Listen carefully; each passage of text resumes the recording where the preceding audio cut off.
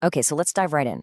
When you think about a conflict between a global superpower and a smaller, regional power, the outcome seems, well, obvious, right? A foregone conclusion. But what if there was a hidden rule, a kind of law of war that flips that entire script on its head? I mean, think about it. History is full of these wild upsets, from the Persian Empire falling to the Greeks, all the way to the Romans being conquered by tribes from the borderlands. There's a theory called the Law of Asymmetry that offers this really counterintuitive explanation for why the stronger side doesn't always come out on top.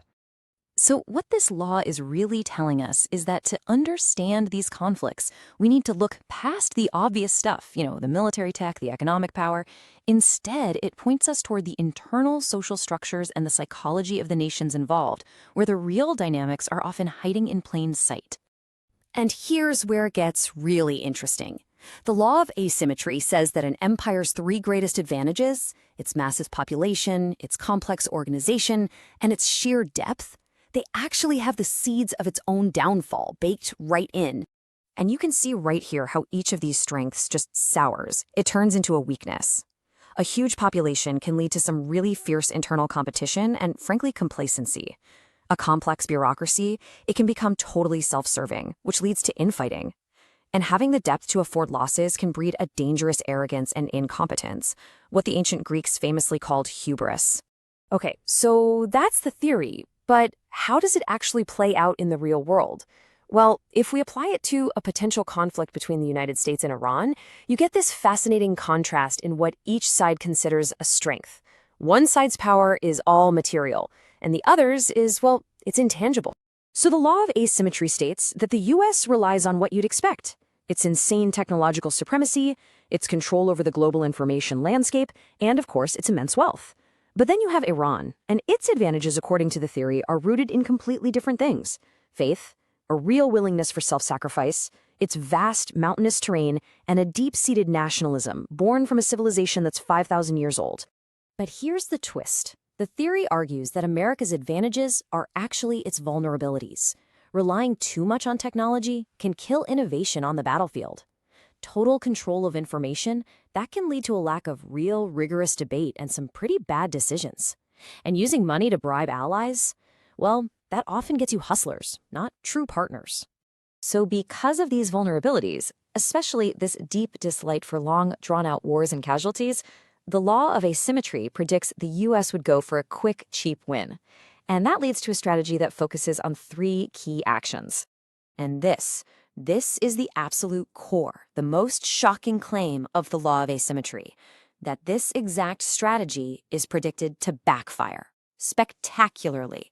It's designed to exploit Iran's weaknesses, but the theory argues it will actually make them stronger. Yeah, this is where the whole thing becomes this crazy paradox. The theory claims that those decapitation strikes, which are meant to cripple Iran's leadership, they'd actually solve its problem of elite overproduction, which is having too many ambitious people competing for power. Bombing campaigns would erase the divide between people in the cities and the countryside, uniting them against a common enemy. And arming ethnic minorities would just awaken a powerful, unifying Persian nationalism. So what's the takeaway here? The conflict isn't decided by missiles and money.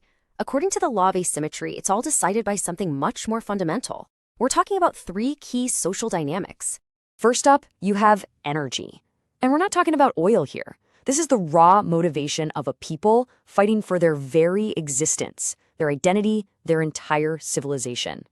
It's a level of motivation an empire fighting a war of choice far from home can almost never match.